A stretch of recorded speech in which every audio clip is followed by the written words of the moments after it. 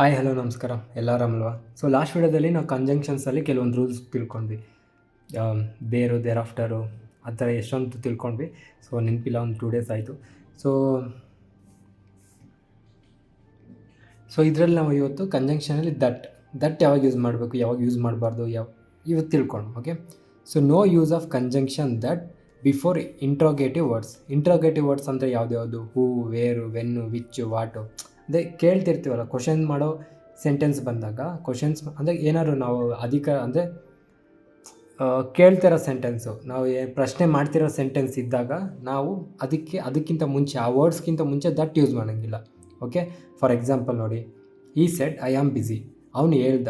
Shed ಅಂದರೆ ಹೇಳ್ದ, ಇದು ಓಕೆ, ಯೂಸ್ ಮಾಡ್ಕೊಬೋದು. ಇದನ್ನು ನಾವು ಇಂಡೈರೆಕ್ಟ್ ಸ್ಪೀಚಿಗೆ ಕನ್ವರ್ಟ್ ಮಾಡಬೇಕು ಅಂತಂದರೆ ಈ ಸೆಡ್ ದಟ್, ಇದೆಲ್ಲ ನೀವು ಚಿಕ್ಕವಾಗಿ ಆಲ್ರೆಡಿ ಕಲ್ತಿರ್ತೀರ. ಇಂಡೈರೆಕ್ಟ್ಗೆ ಕನ್ವರ್ಟ್ ಮಾಡಬೇಕಂದ್ರೆ ದಟ್ ಆ್ಯಡ್ ಮಾಡಿದ್ರೆ ಆಗೋಗುತ್ತೆ ಅಂತ. ಕರೆಕ್ಟ್ ಅಲ್ವಾ? ಈ ಸೆಡ್ ದಟ್ ಈ ವಾಸ್ ಬಿಸಿ, ಕರೆಕ್ಟ್ ಅಲ್ವಾ? ಇದು okay.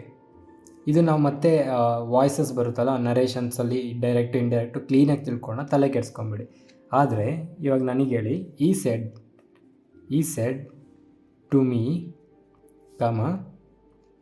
What are you doing. So ಇದನ್ನು ನಮಗೆ ಇಂಡೈರೆಕ್ಟಲ್ಲಿ ಹೋದಾಗ ಇದೇನಾಗುತ್ತೆ ನಮಗೆ, he asked me that what I was doing. So ಇಂಡೈರೆಕ್ಟಿಂಗ್ ಹೋದಾಗ ನಮಗೆ ಇದು ದಟ್ ಚೇಂಜ್ ಆಗುತ್ತೆ. ಈ ಸೆಡ್ ಇದ್ದಿದ್ದು ಆಸ್ಕ್ಡ್ ಆಗುತ್ತೆ. ಕರೆಕ್ಟ್ ಅಲ್ವಾ? ಇಲ್ಲಿ ಫಸ್ಟ್ ಏನು, ಈ said to me what are you doing. ಅವನು ಹೇಳ್ದ ನನಗೆ ಏನು ಮಾಡ್ತಿದ್ದೀನಿ ಅಂತ. ಸರಿ, ಅವನು ಕೇಳ್ದ ನನಗೆ ಏನು ಮಾಡ್ತಾಯಿದ್ದೀನಿ ಅಂತ. ಅದೇ ನಮಗೆ ಇಂಡೈರೆಕ್ಟ್ ಸ್ಪೀಚ್ಗೆ ಹೋದಾಗ ಇಲ್ಲಿ ಕೂಡ ನಮಗೆ, ಇಲ್ಲಿ ಆಸ್ಕ್ಡ್ ಮೀ ಅಂತ ಬಂದಾಗ ನಮಗೆ ಇದು ನಮಗೆ ಇಂಟರೋಗೇಟಿವ್, ಕೇಳ್ತಾ ಇದ್ದಾನೆ. ಇಲ್ಲಿ ನೋಡಿ, what I was doing, what ಬಂದಿದೆ, ವಾಟ್ ಮುಂಚೆ ದಟ್ ಬಂತು. ಸೊ ಇಲ್ಲಿ ದಟ್ ನಮಗೆ ಬರೋಂಗಿಲ್ಲ, ಯಾಕಂದರೆ ವಾಟ್ ಐ ವಾಸ್ ಡೂಯಿಂಗ್ ಅನ್ನೋದು ಇಲ್ಲಿ ಕೇಳ್ತಾ ಇದ್ದಾನೆ, ಅಂದರೆ ಇಂಟ್ರೋಗೇಟ್ ಮಾಡ್ತಾ ಇದ್ದಾನೆ, ಏನೋ ಒಂದು ವಿಷಯ ತಿಳ್ಕೊತಾ ಇದ್ದಾನೆ. ಏನೋ ಒಂದು ವಿಷಯ ತಿಳ್ಕೊಬೇಕಾದ್ರೆ ನಮಗೆ ದಟ್ ಅನ್ನೋದು ಈ ವರ್ಡ್ಸ್ ಮುಂದೆ ಬರೋಲ್ಲ. Interrogative words who, when, where, which, what, ಈ ವರ್ಡ್ಸ್ ಮುಂದೆ ದಟ್ ಬರೋಂಗಿಲ್ಲ.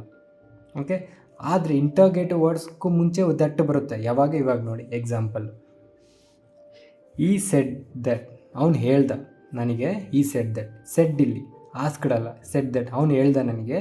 When he was a child he used to help his mother. So ಇಲ್ಲಿ ನಮಗೆ ದಟ್ ಬರುತ್ತಾ, ಬರಲ್ವಾ? ಇಲ್ಲಿ ನಮಗೆ ದಟ್ ಬರುತ್ತೆ.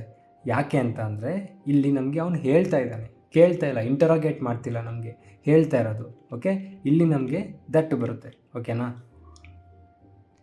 ಸೊ ಇಲ್ಲಿ ನಮಗೆ ಯಾವುದೇ ರೀತಿಯ ತಪ್ಪಿಲ್ಲ, no error. He said that, ಅವನು ಹೇಳ್ತಾ ಇದ್ದಾನೆ.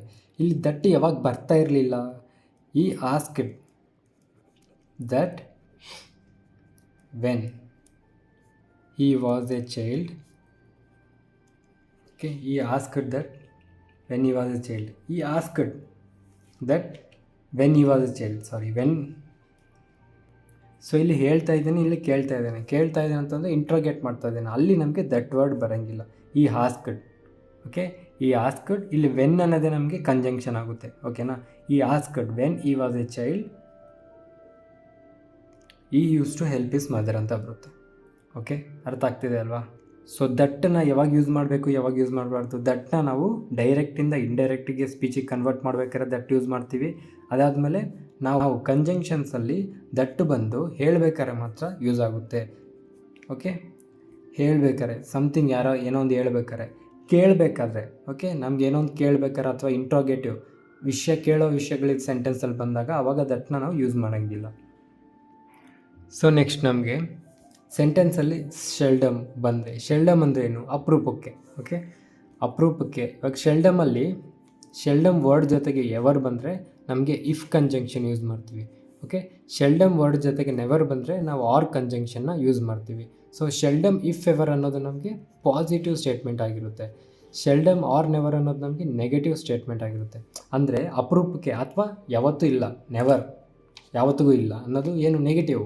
ಶೆಲ್ಡಮ್ ಅಂದರೆ ಅಪರೂಪಕ್ಕೆ ಅಥವಾ ಇಫ್ ಎವರ್ ಯಾವಾಗಲಾದರೂ. ಸೊ ಪಾಸಿಟಿವ್, ಸ್ವಲ್ಪ ಯಾವಾಗಲಾದರೂ, ಇಫ್ ಎವರ್. ಓಕೆ, ಅಪರೂಪಕ್ಕೆ ಯಾವಾಗಲಾದರೂ. ಇದು ಅಪರೂಪಕ್ಕೆ ಯಾವತ್ತೂ ಇಲ್ಲ, ಆ ಥರ. ಸೊ ಇವಾಗ ಎಕ್ಸಾಂಪಲ್ಸ್ ನೋಡಿ ಗೊತ್ತಾಗುತ್ತೆ. ಶೆಲ್ಡಮ್ ಆರ್ ಎವರ್ ಈ ಹೆಲ್ಪ್ಸ್ ಅ ಪೂರ್. ಅಪರೂಪಕ್ಕೆ ಅಥವಾ ಯಾವಾಗಲಾದರೂ. ಇಲ್ಲಿ ಅಪರೂಪಕ್ಕೆ ಅನ್ನೋದು ಸೇಮ್ ಮೀನಿಂಗ್ ಕೊಡುತ್ತೆ, ಎವರ್ ಅನ್ನೋದು ಕೂಡ ಸೇಮ್ ಮೀನಿಂಗೇ ಕೊಡುತ್ತೆ, ಕರೆಕ್ಟ್ ಅಲ್ವಾ? ಅಪರೂಪಕ್ಕೆ ಎವರ್ ಅಂದರೆ ಯಾವಾಗಲಾದರೂ, ಆರು ಬರೋಂಗಿಲ್ಲ, ಕರೆಕ್ಟ್ ಅಲ್ವಾ? ಇಲ್ಲಿ ನಮ್ಗೆ ಇದು ಹೆಂಗೆ ಏನಾಗುತ್ತೆ, ಅಪರೂಪಕ್ಕೆ ಅಥವಾ ಎಂದೆಂದಿಗೂ ಆರು ಬರೋಂಗಿಲ್ಲ, ಎರಡನ್ನ ನಾವು ಮಿಕ್ಸ್ ಮಾಡಬೇಕು. ಸೊ ಮಿಕ್ಸ್ ಮಾಡಬೇಕಂದ್ರೆ 6 ಜಾಗದಲ್ಲಿ ಏನು ಮಾಡಬೇಕು ನಾವು, ಇಫ್ ಹಾಕಬೇಕು, ಕರೆಕ್ಟ್ ಅಲ್ವಾ? ಸೊ ಅವಾಗಿದೇನಾಗುತ್ತೆ, ಅಪರೂಪಕ್ಕೆ ಎಂದಾದರೂ, ಇಫ್ ಎವರ್ ಅಂದರೆ ಎಂದಾದರೂ, ಹಿ ಹೆಲ್ಪ್ಸ್, ಬರೀ ಎವರ್ ಅಂತ ಅಂದರೆ ಯಾವಾಗಲಾದರೂ ಅಂತ, ಅಥವಾ ಎಂದೆಂದಿಗೂ ಅಂತಲೂ ಕರಿಬೋದು. ಸೊ ಶೆಲ್ಡಮ್ ಇಫ್ ಎವರ್ ಅಂದರೆ ಯಾವಾಗಾದರೂ, ಈ ಹೆಲ್ಪ್ಸ್ ದ ಪೂರ್, ಬಡವರಿಗೆ ಹೆಲ್ಪ್ ಮಾಡಿದಾರಾ. ಸೊ ಎವರ್ ಬಂದಾಗ ಇಫ್ ಬರುತ್ತೆ. ಅದೇ ಥರ ಇಲ್ಲಿ ನೋಡಿ, ಶೆಲ್ಡಮ್ ಆರ್ ನೆವರ್ ಈ ಹೆಲ್ಪ್ಸ್ ದ ಪೂರ್. ಶೆಲ್ಡಮ್ ಅಂದರೆ ಅಪರೂಪಕ್ಕೆ, ನೆವರ್ ಆರು ಬಂದಿದೆ, ಇಲ್ಲಿ ನೆವರ್ ಬಂದಿದೆ. ಅಪರೂಪಕ್ಕೆ ಅಥವಾ ಆಗೋಯ್ತು, ಅಥವಾ ಯಾವಾಗಲೂ ಅಲ್ಲದೆ, ಯಾವಾಗಲೂ ಇಲ್ಲ, ಸಹಾಯನೇ ಮಾಡಿಲ್ಲ ಅಂದೋ ಮೀನಿಂಗ್ ಬಂದ್ಬಿಡುತ್ತೆ. ಸೊ ಇಲ್ಲಿ ನಮಗೆ ಎರಡು ಕನ್ಫ್ಯೂಸ್ ಆಗೋಗುತ್ತೆ, ಅಪರೂಪಕ್ಕಂತೆ ಇಲ್ಲಿ ಯಾವಾಗಲೂ ಇಲ್ವಂತೆ. ಅದು ಹೆಂಗೆ, ಯಾವುದಾದ್ರು ಒಂದು ಬರಬೇಕು, ಕರೆಕ್ಟ್ ಅಲ್ವಾ? ಸೊ ಅವಾಗ ಇಲ್ಲಿ ಆರ್ ಬದಲು ಏನು ಬರುತ್ತೆ ನಮಗೆ, ಸರ್ ಇದು ಆರ್ ಕರೆಕ್ಟಾಗಿದೆ. ಇಲ್ಲಿ ನಮಗೆ ಇಫು ನಾನು ಬರೀಬೇಕಾಯಿತು ಕ್ವಶನಲ್ಲಿ, ಇಫ್ ಬರೆದಿಲ್ಲ. ಸೊ ಅದು ಆ್ಯಕ್ಚುಲಿ ಕರೆಕ್ಟಾಗಿದೆ, ಶೆಲ್ಡಮ್ ಆರ್ ನೆವರ್. ಅಂದರೆ ಶೆಲ್ಡಮ್ ಆರ್ ನೆವರ್ ಏನಾಗುತ್ತೆ ಅಂತ ಅಂದರೆ ಆ್ಯಕ್ಚುಲಿ ಅಪರೂಪಕ್ಕೆ ಅಥವಾ ಯಾವಾಗಲೂ ಬಡವರಿಗೆ ಸಹಾಯನೇ ಮಾಡಿಲ್ಲ. ಆ್ಯಕ್ಚುಲಿ ಅದು ಕರೆಕ್ಟು, ಓಕೆ, ಯಾವಾಗಲೇ ತಪ್ಪಂದೆ, ಸಾರಿ. ಇಲ್ಲಿ ಆರೇ ಬರುತ್ತೆ, ಶೆಲ್ಡಮ್ ಆರ್ ಇಲ್ಲೇ ಬರ್ಕೊಂಡಿದ್ದೀವಲ್ಲ. ಸೊ ಇದು ನೆಗೆಟಿವ್, ಅಂದರೆ ಅಪರೂಪಕ್ಕೆ ಮಾಡ್ತಾನೆ ಅಥವಾ ಮಾಡೋದೇ ಇಲ್ಲ ಸಹಾಯ ಅಂತ. ಅದೇ ಇಲ್ಲಿಗೆ ಬಂದರೆ ಶೆಲ್ಡಮ್ ಇಫ್, ಯಾವಾಗಾದರೂ, ಅಪರೂಪಕ್ಕೆ ಎಂದಾದರೂ, ಈ ಹೆಲ್ಪ್ಸ್ ದ ಪೂರ್, ಯಾವಾಗಾದರೂ ಈ ಕೆನ್, ಅವರು ಬಡವರಿಗೆ ಹೆಲ್ಪ್ ಮಾಡ್ತಾನೆ ಅಂತ. ಓಕೆ, ಆದರೆ ಇಲ್ಲಿಗೆ ಬನ್ನಿ, ಥರ್ಡ್ಗೆ ಬನ್ನಿ. Seldom or ever have I turned away a beggar without giving him alms. Alms ಅಂದರೆ ಚಾರಿಟಿ. ಅಂದರೆ ಅಪರೂಪಕ್ಕೆ ಅಥವಾ ಯಾವಾಗಾದರೂ, ಎಂದಾದರೂ. ಹ್ಯಾವ್ ಐ ಟರ್ನ್ಡ್ ಅಂದರೆ ನಾನು ಯಾವಾಗಾದ್ರೂ ಬೆಗ್ಗರ್ನ, ಒಂದು ಭಿಕ್ಷೆ ಬಿಡೋವ್ರನ್ನ ಚಾರಿಟಿ ಕೊಡ್ದಂಗೆ ಹೋಗಿದ್ದೀನಾ ಅಂತ ಈ ಕ್ವಶನಲ್ಲಿ, ಈ ಸೆಂಟೆನ್ಸಲ್ಲಿ ಹೇಳ್ತಾ ಇರೋದು. ಶೆಲ್ಡಮ್ ಅಂದರೆ ಅಪರೂಪಕ್ಕೆ, ಎವರ್ ಅಂತ ಅಂದರೆ ಎಂದೆಂದಿಗೂ. ಸೊ ಇಲ್ಲಿ ಆರ್ ಬರಲ್ಲ, ಎವರಿದೆ, ಶೆಲ್ಡಮ್ ಇದೆ, ಇಫ್ ಹಾಕ್ಬೇಕಾ ಆರ್ ಹಾಕ್ಬೇಕಾ? ಇಲ್ಲಿ ನಾವು ಸ್ವಲ್ಪ ಯೋಚನೆ ಮಾಡಬೇಕಾಗುತ್ತೆ. ಶೆಲ್ಡಮ್ ಇಫ್ ಹಾಕ್ಬೇಕಾ, ಇದು ನಮಗೆ ವಿತೌಟ್ ಅಂತ ಕೊಟ್ಟಿದ್ದಾರೆ. ವಿತೌಟ್ ಅಂತ ಅಂದರೆ ನೆಗೆಟಿವ್ ಯಾವಾಗ ಬರುತ್ತೆ ನಮಗೆ, ನೆವರ್ ಇದ್ದಾಗ ಬರುತ್ತೆ. ಬಟ್ ಇಲ್ಲಿ ಎವರ್ ಕೊಟ್ಟಿದ್ದಾರೆ. ಸೊ ಇಲ್ಲಿ ನಮಗೆ ಆರ್ ಚೇಂಜ್ ಆಗಲ್ಲ, ಎವರ್ ಬದಲು ನಮಗೆ ನೆವರ್ ಆಗುತ್ತೆ. Seldom or never have I turned away a beggar without giving him alms. Okay, ಯಾವಾಗಲಾದರೂ ನಾನು ಬಡವರಿಗೆ ಅಥವಾ ಭಿಕ್ಷಾಗರಿಗೆ ಚಾರಿಟಿ, ದಕ್ಷಿಣೆ ಕೊಡ್ದಂಗೆ ಬಂದಿದ್ದೀನಾ ಅಂತ. ಓಕೆ, ಅರ್ಥ ಆಯ್ತಲ್ವಾ? Seldom if ever, seldom or never. So ever ಬಂದಾಗ ಇಫು ಪಾಸಿಟಿವ್ ಆಗುತ್ತೆ, ನೆವರ್ ಬಂದಾಗ ಆರು ಕಂಜಂಕ್ಷನು ನೆಗೆಟಿವ್ ಆಗುತ್ತೆ. ಓಕೆ, ನಾವೀಗ next such as, such that ಅದನ್ನು ತಿಳ್ಕೊಂಡು. Okay, such as, such that. ಸೆಂಟೆನ್ಸ್ಗೆ ಹೋಗೋಕ್ಕೆ ಮುಂಚೆ ನಾವು ಕೆಲವೊಂದು ಬೇಸಿಕ್ಸ್ ತಿಳ್ಕೊಬೇಕು. ಓಕೆ, ಸಚ್ ಅನ್ನೋದೇನು ಅಡ್ಜೆಕ್ಟಿವ್ ಆಗಿರುತ್ತೆ. For example, such boys disturb the class. Okay, such boys disturb the class. So ಇಲ್ಲಿ ನಾವು ಪ್ಲೂರಲ್ ಯೂಸ್ ಮಾಡ್ತಾ ಇದ್ದೀವಿ, ಇಲ್ಲೂ ಪ್ಲೂರಲ್ಲೇ ಬರುತ್ತೆ. ಇದೇನಾಗಿರುತ್ತೆ, ಇದು ವರ್ಬ್ ಆಗಿರುತ್ತೆ, ಕರೆಕ್ಟ್ ಅಲ್ವಾ? ಇದು ವರ್ಬ್ ಆಗಿದ್ದರೆ ಬಾಯ್ಸ್ ಅನ್ನೋದೇನು ನೌನು. ಸೊ ಸಚ್ ಅನ್ನೋದಿಲ್ಲ ಏನಾಗಿರುತ್ತೆ, ಅಡ್ಜೆಕ್ಟಿವ್ ಆಗಿರುತ್ತೆ. ಆ ಥರ ಬಾಯ್ಸ್, ಸಚ್ ಅಂದ್ರೇನು, ಆ ತರಹ. Such boys disturb the class, ಆ ಥರ ಹುಡುಗರು ಕ್ಲಾಸ್ನ ಡಿಸ್ಟರ್ಬ್ ಮಾಡ್ತಾರೆ ಅಂತ. ಅದೇ ಥರ ನಮಗೆ ಸಚ್ ಆದಮೇಲೆ ನಮಗೆ ನೌನ್ ಬರುತ್ತೆ, ಅದ್ರ ಜೊತೆಗೆ ಎ ಅಥವಾ ಆ್ಯನ್ ಆರ್ಟಿಕಲ್ಸ್ ಕೂಡ ಬರುತ್ತೆ. ಸಚ್ ಎ ಬಾಯ್, ಇದು ಸಿಂಗ್ಯುಲರ್ ಬಗ್ಗೆ ಮಾತಾಡ್ತಾ ಇದೆ. Such a boy is not allowed to class ಅಂದ್ಕೊಳ್ಳಿ. ಸೊ ಇಲ್ಲಿ ಸಚ್ ಆದಮೇಲೆ ಏನು ಬಂದಿದೆ, ಒಂದು ಆರ್ಟಿಕಲ್ ಬಂದಿದೆ, ಕರೆಕ್ಟ್ ಅಲ್ವಾ? ಬಾಯ್ ಅನ್ನೋದು ನೌನು, ಕರೆಕ್ಟ್ ಅಲ್ವಾ? ಈಸ್ ಅನ್ನೋದು ನಮಗೆ ಹೆಲ್ಪಿಂಗ್ ವರ್ಬು. ಸೊ ಸಚ್ ಆದಮೇಲೆ ನಮಗೆ ನೌನು ಕೂಡ ಬರುತ್ತೆ, ಅಥವಾ ಎ ಅಥವಾ ಆ್ಯನ್ ಕೂಡ ಬರುತ್ತೆ. ಓಕೆ, ಇದೇನಾಗಿರುತ್ತೆ, ಆರ್ಟಿಕಲ್ಸ್ ಆಗಿರುತ್ತೆ. ಇದು ಯಾವಾಗ, ಸಚ್ಚು. ಓಕೆ, ಅದೇ ಥರ ನಮಗೆ ಇನ್ನೊಂದು ಸೋ ಇದೆ. ಓಕೆ, ಸೋ ಇಲ್ಲಿ ನಮಗೆ ಅಡ್ವರ್ಬ್ ಆಗಿರುತ್ತೆ. ಅರ್ಥ ಆಗ್ತಿದೆಯಲ್ವಾ? ಸೊ ನಮಗೆ ಸೋ ಅನ್ನೋದು ಅಡ್ವರ್ಬ್ ಆಗಿರುತ್ತೆ.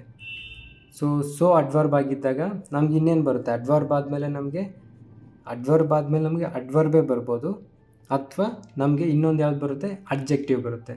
ಓಕೆನಾ? ಸೊ ಅನ್ನೋದು ನಮಗೆ ಅಡ್ವರ್ಬು. ನಾನು ಎಕ್ಸಾಂಪಲ್ಸ್ ಹೇಳ್ತೀನಿ. ಸೊ ಅಡ್ಜೆಕ್ಟಿವ್ ಕೂಡ ಬರುತ್ತೆ. ಫಾರ್ ಎಕ್ಸಾಂಪಲ್ ನೋಡಿ, she is so weak. Okay, she is so weak to do the work. ಅರ್ಥ ಆಗ್ತಿದೆಯಲ್ವಾ? ಸೊ ಇಲ್ಲಿ ಸೋ ಆದಮೇಲೆ ನಮಗೆ ಏನು ಬಂದಿದೆ? ವೀಕ್ ಅಂದರೆ ಏನು? ಅಡ್ಜೆಕ್ಟಿವ್. ಸೊ ಏನು ಇಲ್ಲಿ ನಮಗೆ? ಅಡ್ವರ್ಬ್. ಸೊ ಅಡ್ವರ್ಬ್ ಆದಮೇಲೆ ನಮಗೆ ಅಡ್ಜೆಕ್ಟಿವ್ ಕೂಡ ಬರುತ್ತೆ. ಅದೇ ಥರ ನಮಗೆ ಅಡ್ವರ್ಬ್ ಆದಮೇಲೆ ಮತ್ತೆ ಅಡ್ವರ್ಬೇ ಬರುತ್ತೆ. ಹೆಂಗೆ ಅಂತಂದು ನೋಡಿ. ಶಿ ಕಾಣಿಸ್ತಿದೆ ನಿಮಗೆ? ಹಾಂ, she walked so quickly. Okay, she walked so quickly that she reached school early. Okay, so ಇಲ್ಲಿ ಶಿ ವಾಕ್ಡ್. ಸೊ ಅನ್ನೋದೇನಿಲ್ಲಿ ನಮಗೆ ಅಡ್ವರ್ಬು. ಕ್ವಿಕ್ಲಿ ಅನ್ನೋದೇನು ಕೂಡ ನಮಗೆ ಅಡ್ವರ್ಬೆ. ಸೊ ಇವೆರಡು ಅಡ್ವರ್ಬೆ. ಸೊ ಆದಮೇಲೆ ನಮಗೆ ಅಡ್ವರ್ಬು ಬರುತ್ತೆ, ಅಡ್ಜೆಕ್ಟಿವ್ ಬರುತ್ತೆ. That she reached school early. ಓಕೆನಾ? ಅವಳು ತುಂಬ ಬೇಗ ನಡೆದ್ಲು. ಅಷ್ಟು ನಡೆದಿದ್ದಕ್ಕೆ she walked so quickly that she reached school early. ಅವಳು ಬೇಗ ನಡೆದಿದ್ದಕ್ಕೆ ಅವಳು ಸ್ಕೂಲ್ನ ಬೇಗ ತಲುಪಿದ್ಲು ಅಂತ. ಓಕೆ, ಅರ್ಥ ಆಗ್ತಿದೆ ಅಲ್ವಾ? ಸೊ ನೋಡಿ, ಇಲ್ಲಿ ನಮಗೆ ಸಚ್ ಜೊತೆಗೆ ನೌನ್ ಬರುತ್ತೆ. ಸಚ್ ಆದಮೇಲೆ ಎ ಅಥವಾ ಆ್ಯನ್ ಬಂದಾಗ ಅದಾದಮೇಲೆ ನಮಗೆ ನೌನ್ ಇರಬೇಕು. ಸೊ ಸಚ್ ದಟ್ಟು ನಮಗೆ ಸೋ ದಟ್ಟು ಇವೆಲ್ಲ ಯಾವಾಗ ಬರುತ್ತೆ ಅಂದರೆ ಒಂದು ರಿಸಲ್ಟ್ ಹೇಳ್ಬೇಕಾದ್ರೆ. ಓಕೆನಾ? ರಿಸಲ್ಟ್ ಬಗ್ಗೆ ಮಾತಾಡ್ಬೇಕಾದ್ರೆ ನಮಗೆ ಸಚ್ ದಟ್ಟು ಅಥವಾ ಸೋ ದಟ್ಟು ಬರುತ್ತೆ. ಓಕೆ, ಸೋ ಅಲ್ಲಿ ನಮಗೆ ಅಡ್ವರ್ಬ್ ಬರಬೇಕು ಅಥವಾ ಅಡ್ಜೆಕ್ಟಿವ್ ಬರಬೇಕು. ಕರೆಕ್ಟ್ ಅಲ್ವಾ? ಸೊ ಈಗ ಎಕ್ಸಾಂಪಲ್ಸ್ ನೋಡೋಣ, ನಿಮ್ಗೆ ಕರೆಕ್ಟಾಗಿ ಗೊತ್ತಾಗುತ್ತೆ. ಇವಾಗ ನೋಡಿ, ರಿಸಲ್ಟ್ ಹೇಳ್ತಾ ಇರುತ್ತೆ. ಇಟ್ ವಾಸ್ ಸಚ್ ಅಥವಾ Sona A cold afternoon that we suppose playing. It was, ಇಲ್ಲಿ ಎ ಬಂದಿದೆ. ಎ ಆದಮೇಲೆ ಇಲ್ಲಿ ಏನಿದೆ? ಕೋಲ್ಡ್ ಇದೆ. ಕೋಲ್ಡ್ ಏನು? ನೌನು. ಸೊ ಇಲ್ಲಿ ಏನಾಗುತ್ತೆ ನಮ್ಗೆ answer? It was such. So ಬರಲ್ಲ. It was such a cold afternoon that we stop playing. Okay, ತುಂಬ ಕೋಲ್ಡ್ ಆಫ್ಟರ್ನೂನ್ ಅಂದರೆ ತುಂಬ ಚಳಿಯಾದ ಮಧ್ಯಾಹ್ನವಾಗಿತ್ತು, ಅದಕ್ಕೋಸ್ಕರ ನಾವು ಆಟ ಆಡೋದು ಬಿಟ್ಬಿಟ್ವಿ. ಅದು ಚಳಿಗಾಲದಲ್ಲಿ ಆಟ ಆಡೋಕೆ ಹೋಗಿದ್ರು ಅನ್ಸುತ್ತೆ ಅವರು. Okay, the man spoke with such are so A passion. So ಇಲ್ಲಿ ಕೂಡ ಎ ಬಂದಿದೆ. ಎ ಬಂದಮೇಲೆ ಅದು ಆರ್ಟಿಕಲ್ ಆದಮೇಲೆ ಪ್ಯಾಷನ್ ಅಂದರೆ ಏನು? ನೌನ್. ಸೊ ಇಲ್ಲಿ ಕೂಡ ನಮಗೆ ಸಚ್ಚೆ ಬರುತ್ತೆ. ಓಕೆನಾ? The man spoke with such a passion that all listeners were moved to tears. Okay, so ಇಲ್ಲಿ ನೋಡಿ ಸ್ವಲ್ಪ ಕನ್ಫ್ಯೂಸ್ ಆಗ್ಬೋದು ಇದು. ಈ ಸಚ್ ಎ ನಾಟಿ ಬಾಯ್ ದಟ್ ನೋ ಬಡಿ ಲೈಕ್ಸ್ ಹಿಮ್. ನಾವೇನು ಅಂದ್ಕೊಂಡ್ವಿ? ಸಚ್ ಯಾವಾಗ ಬರಬೇಕು? ಪಕ್ಕದಲ್ಲಿ ಒಂದು ಆರ್ಟಿಕಲ್ ಏನಾರು ಇದ್ದು ಅದ್ರ ಪಕ್ಕದಲ್ಲಿ ನೌನ್ ಇರಬೇಕು. ಬಟ್ ನಾಟಿ ಅನ್ನೋದು ನೌನ್ ಅಲ್ಲ. ನಾಟಿ ಅನ್ನೋದು ಅಡ್ಜೆಕ್ಟಿವ್. ಬಾಯ್ ಅನ್ನೋದು ನೌನು. ಕರೆಕ್ಟ್ ಅಲ್ವಾ? ಸೊ ಇಲ್ಲಿ ನಮಗೆ ಸೋ ಬರುತ್ತಾ ಸಚ್ ಬರುತ್ತಾ? ಸಚ್ಚೇ ಬರುತ್ತೆ. ಯಾಕಂತ ಅಂದರೆ ಸಚ್ ಆದಮೇಲೆ ಎ. ಈ ಬಾಯ್ ಇಲ್ಲ ಅಂತ ಅಂದರೆ ಈ ನಾಟಿಗೆ ಮೀನಿಂಗೇ ಇರಲ್ಲ ತಾನೆ. ಸೊ ಇದು ನಾಟಿ ಬಾಯ್ನ ಸಿಂಗಲ್ ವರ್ಡ್ ಆಗುತ್ತೆ. ಸೊ ಇಲ್ಲಿ ನಮಗೆ ಸಚ್ಚೆ ಬರಬೇಕು. ಅರ್ಥ ಆಗ್ತಿದೆ ನಾನು ಹೇಳ್ತಿರೋದು? ಈ ಸಚ್ಚೆ ನಾಟಿ ಬಾಯ್. ಇವಾಗ ಬಾಯ್ ಇದ್ದಾಗ ಸಚ್ಚೆ ಬಾಯ್ ಬರುತ್ತೆ. ನಾಟಿ ಅಂದ್ರೂ ನಮಗೆ ಬಾಯ್ಗೆ ರಿಲೇಟೆಡ್ ತಾನೆ, ಈ ನೌನ್ಗೆ ತಾನೇ ರಿಲೇಟೆಡು. ಈ ಬಾಯೇ ಇಲ್ಲ ಅಂತಾರೆ ಈ ನಾಟಿಗೆ ವ್ಯಾಲ್ಯೂನೇ ಇರಲ್ಲ ತಾನೆ. ಸೊ ಈ ಸಚ್ಚೆ ನಾಟಿ ಬಾಯ್ ದಟ್ ನೋಬಡಿ ಲೈಕ್ಸ್ ಹಿಮ್ ಬರುತ್ತೆ. ಅದೇ ಥರ ಇಲ್ಲಿ ನೋಡಿ, ಈ ಸೋ ನಾಟಿ. ಇಲ್ಲಿ ಬಾಯ್ ಇಲ್ಲ. ಇವಾಗ ನೋಡಿ, ಬಾಯ್ ಇಲ್ಲ. ಈ ಸೋ ನಾಟಿ ದಟ್ ನೋಬಡಿ ಲೈಕ್ಸ್ ಹಿಮ್. ಇವಾಗ ಏನಾಗುತ್ತೆ? ಈ ನಾಟಿ ಅನ್ನೋದು ಅಡ್ಜೆಕ್ಟಿವ್. ಇದು ಸೋ ಇಲ್ಲಿ ಕರೆಕ್ಟ್ ಬರುತ್ತೆ. ಈ ಸೋ ನಾಟಿ, ಅವ್ನು ತುಂಬ ನಾಟಿ, ಅವ್ರನ್ನ ಯಾರು ಇಷ್ಟನೇ ಪಡಲ್ಲ. ಆದರೆ ಇದಕ್ಕೆ ಬನ್ನಿ, ಈ ಸೋ ಅಥವಾ ಸಚ್ ಯಾವ್ದು ಬರುತ್ತೆ? ನಾಟಿ. A boy. ಅಲ್ಲಿ ಬರೀ ಬಾಯ್ ಇತ್ತು, ಇಲ್ಲಿ ಎ ಬಂದಿದೆ. ಸೊ ಎ ಬಾಯ್ ಅಂತ ಅಂದರೆ ಏನು? ನೌನು, ಸಿಂಗ್ಯುಲರು. ದಟ್ ನೋ ಬಡಿ ಲೈಕ್ಸ್ ಹಿಮ್. ಇಲ್ಲೇನು ಬರುತ್ತೆ ನಮಗೆ? ಸೋ ಬರುತ್ತೆ, ಸಚ್ ಬರಲ್ಲ. ಓಕೆ, ಈ ಸೋ ನಾಟಿ. ಯಾಕಂದರೆ ಇದು ಎ ಬಾಯ್ ನೌನು, ಸಿಂಗ್ಯುಲರು. ಇಲ್ಲಿ ನಾಟಿ ಅನ್ನೋದು ನಮಗೆ ಅಡ್ಜೆಕ್ಟಿವ್. ಓಕೆನಾ? ಸೊ ಇಲ್ಲಿ ನಾವು ಮುಂಚೆ ತಿಳ್ಕೊಂಡ್ವಲ್ಲ, ಸೋಗೆ ಯಾವ್ದಾವ್ದಕ್ಕೆ ಬರುತ್ತೆ? ಸೋ ನಮಗೆ ಅಡ್ಜೆಕ್ಟಿವ್ ಬರುತ್ತೆ ಅಥವಾ ಅಡ್ವರ್ಗ್ ಬರುತ್ತೆ. ಕರೆಕ್ಟ್ ಅಲ್ವಾ? ಇಲ್ಲಿ ನಾಟಿ ಅನ್ನೋದೇನು ಅಡ್ಜೆಕ್ಟಿವ್.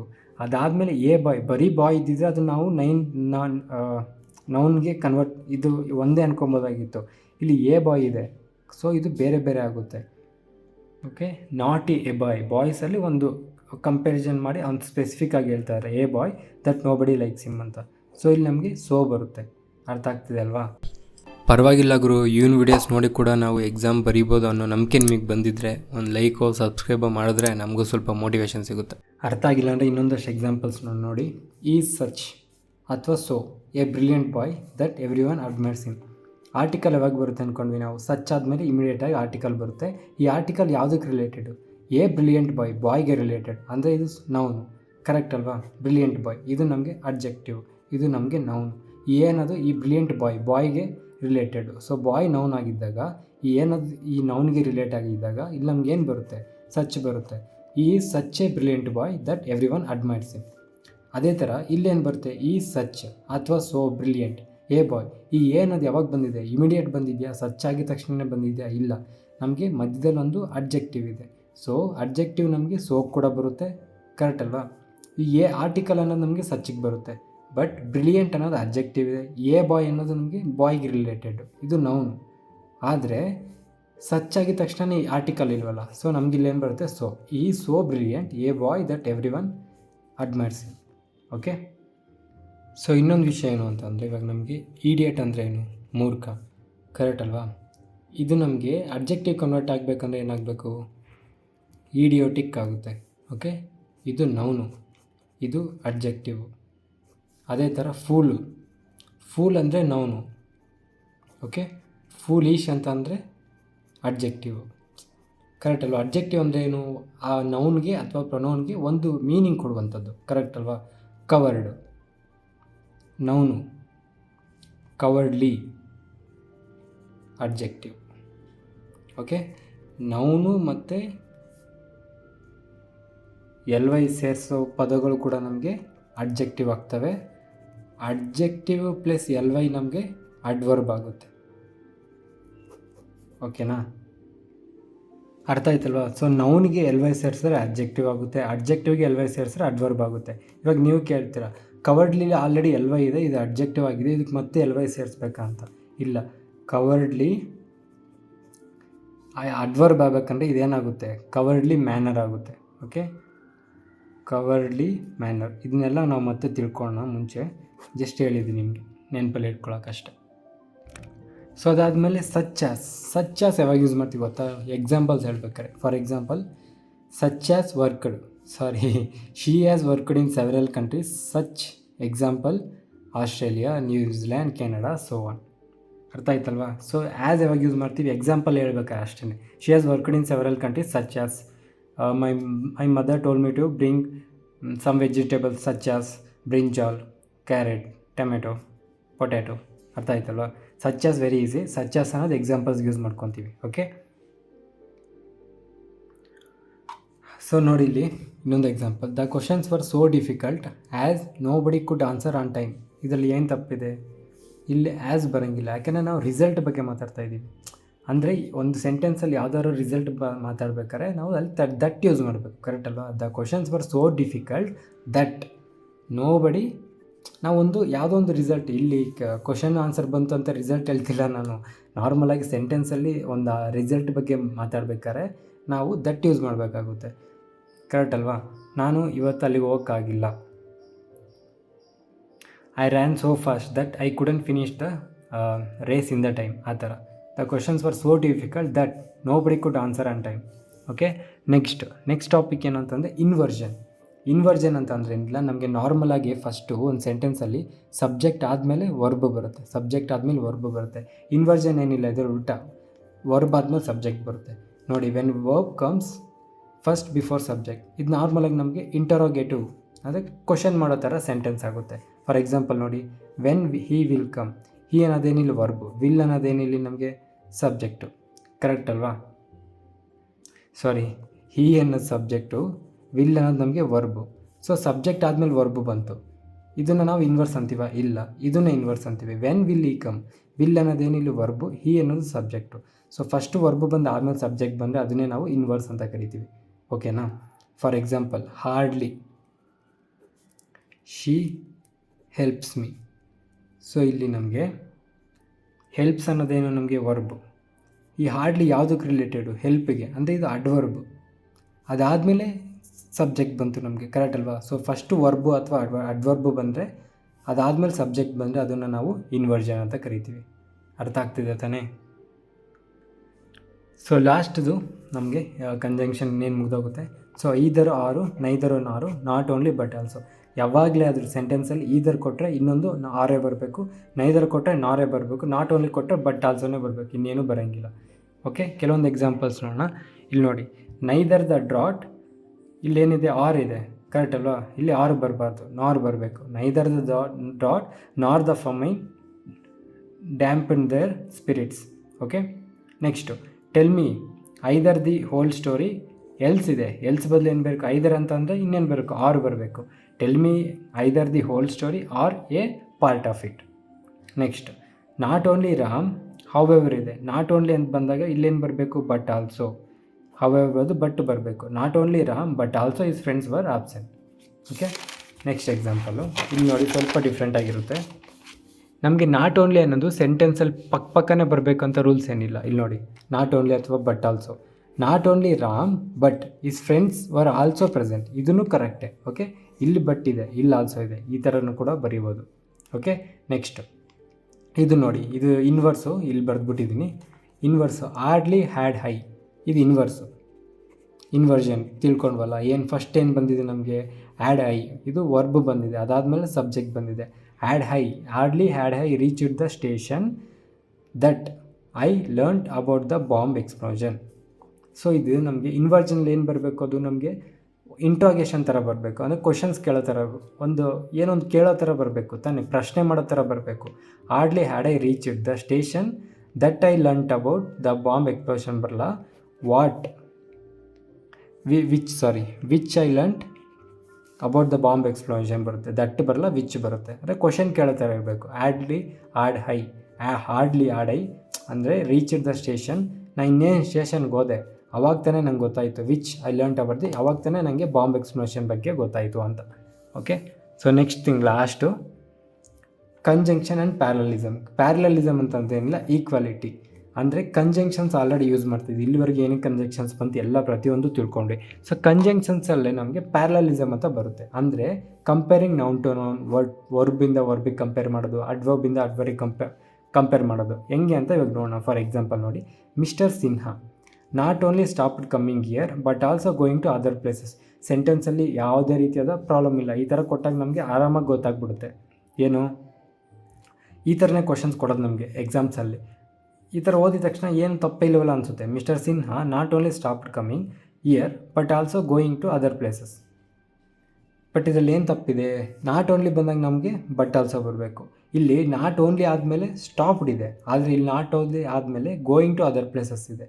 ಸೊ ಇಲ್ಲಿ ನಾವು ಪ್ಯಾರಲಲಿಸಮ್ ಅಂದರೆ ನೌನ್ ಟು ನೌನ್ ಕಂಪೇರ್ ಮಾಡಬೇಕು. ಇಲ್ಲಿ ಯಾವುದು ಕಂಪೇರ್ ಮಾಡ್ತಾಯಿದ್ದೀವಿ ನಾವಿಲ್ಲಿ ಗೋಯಿಂಗ್ ಮತ್ತು ಕಮ್ಮಿಂಗಿಗೆ ಆ್ಯಕ್ಚುಲಿ ಕಂಪೇರ್ ಮಾಡ್ತಾ ಇರೋದು. ಯಾಕಂದರೆ ಇದು V2 format, ING format, verbal ING format. ಅದು ವರ್ಬಲ್ಲಿ ನಮ್ಗೆ ಇನ್ನೂ ಕ್ಲೀನಾಗಿ ಗೊತ್ತಾಗುತ್ತೆ. V1 ಅಂದ್ರೇನು, V2 ಅಂದ್ರೇನು, ತಲೆ ಕೆಡಿಸ್ಕೊಂಬಿಡಿ. Mister Sinha not only stopped, ಇಲ್ಲಿ ಸ್ಟಾಪ್ಡ್ ಇದೆ, ಬಟ್ ಆಲ್ಸೋ ಆಗಿದ ತಕ್ಷಣ ಗೋಯಿಂಗ್ ಇದೆ. ಸೊ ಇದು ನಮಗಿಲ್ಲಿ ಕಮ್ಮಿಂಗ್ ಬರಬೇಕು. ಸೊ ಇಲ್ಲಿ ಏನು ಚೇಂಜ್ ಆಗಬೇಕು? ಸ್ಟಾಪ್ಡ್ ಇಲ್ಲಿಗೆ ಬರಬೇಕು. Mister Sinha stopped not only coming here but also going to other places. ಇದು ಕರೆಕ್ಟ್. ಓಕೆ, ಯಾಕಂದರೆ ಇಲ್ಲಿ ನಾವು ವರ್ಬಿಗೆ ಕಂಪೇರ್ ಮಾಡಿದ್ವಿ. ಅದೇ ಥರ ಇದಕ್ಕೆ ಬನ್ನಿ. ಈ ನಾಟ್ ಓನ್ಲಿ ಓಪನ್ಡ್, ಇಲ್ಲಿ ನಾಟ್ ಓನ್ಲಿ ಆದ ತಕ್ಷಣ ಓಪನ್ಡ್ ಇದೆ hospital but also an orphanage. ಇಲ್ಲಿ ಬಟ್ ಆಲ್ಸೋ ಆಗಿದ ತಕ್ಷಣ ಆರ್ಫನೇಜ್ ಇದೆ. ಆ್ಯನ್ ಆರ್ಫನೇಜ್ ಏನು? ನೌನು.